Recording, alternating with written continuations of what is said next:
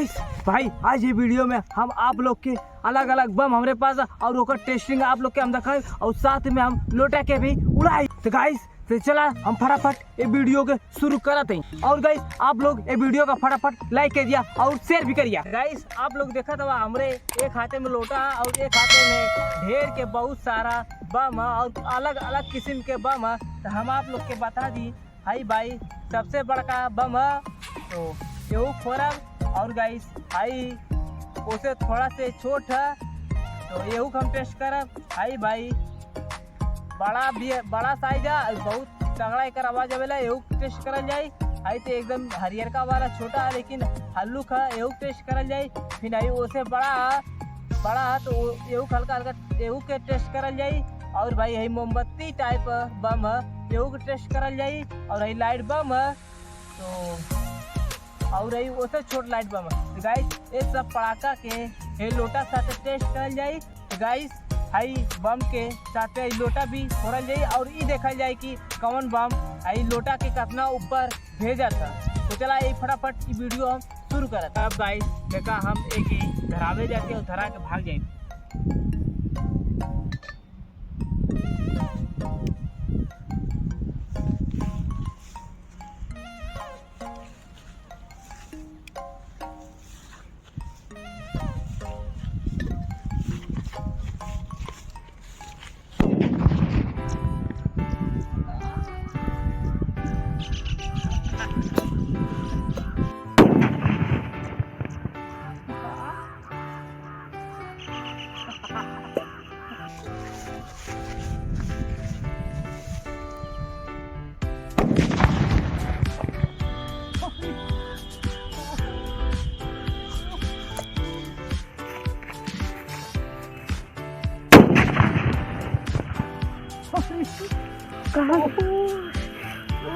तब गाइस आप लोग देखा ये वाला भाई तरका वाला रहा लड़का थोड़ा छोट रहा हरियर का रहा लेकिन भाई बहुत तगड़ा बम रहा। सबसे ऊपर गल कम से कम 100 फुट ले ऊपर गल रहा और रही ईटा के भी भाई फोड़ दे रहा।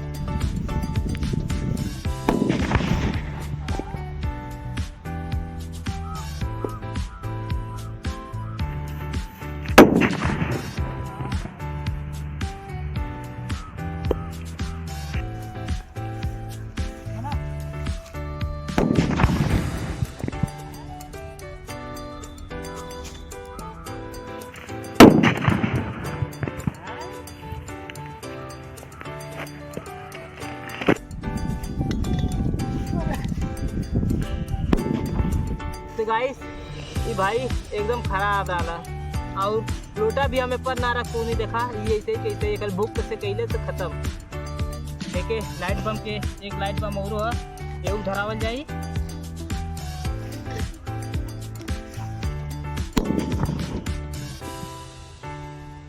गाइस अब भाई लमका वाला धरावे जाते हैं।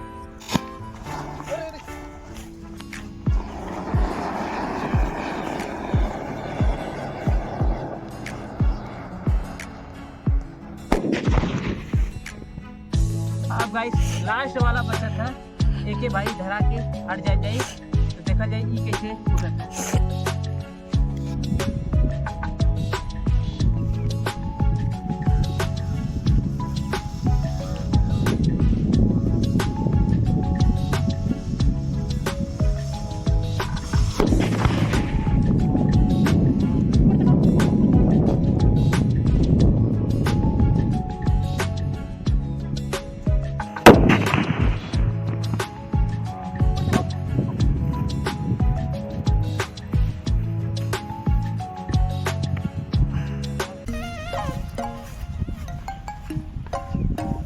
अब गाइस लोग आप लोग देखला भाई बहुत तेज ऊपर गल जौन की दूसरका नंबर पे जवन हम फोड़ले रानी हरियरका वाला बम वही से ई वाला ऊपर गला। ई वाला भाई लट्टू कितना रहा जौन हम आप लोग के बतौले रानी बांधल लाल है और वह बम ई रहा और खूब ऊपर ले भाई गल लाल मने की पहलका नंबर पे ई भाई रहा मने की सबसे ऊपर ई गल। फिर जब दूसरका वाला बम शुरुआत में फोड़ले रानी फिर ऊ रहल दूसरा नंबर पे, फिर ओकरे बाद एटे और हरियर के रहल, फिर ऊ रहल, फिर ओकरे बाद हरियर का रहल, फिर ओकरे बाद लाइट बम टूट रहल ऊ रहल, फिर ओकरे बाद एटे हम आप लोग के देखौरी जब रसरिया बांधल रहा ऊ एकदम खराब हो गल रहल, ऊ एकदम बेकार फूटल।